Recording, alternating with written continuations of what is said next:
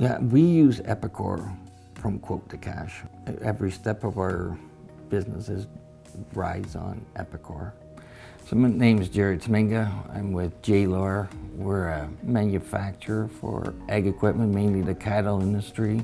So we've been running Epicor now since late 2009.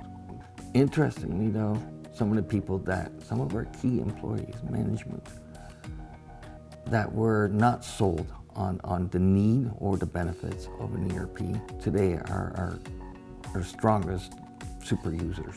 They are promoters in the entire system. They are systematic, process-driven Epicor supporters today. Starting in the early days of the implementation, there are so many questions, and as we funnel it down, this is how we want it to run, that Success was able to make some strong recommendations, not from a programmer's perspective, but from people who understood, in our case, manufacturing.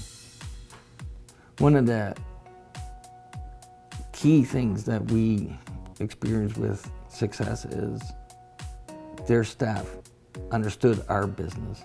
I highly recommend Epicor as an ERP system and Success Partners as the implementation and maintenance partners for anyone that is considering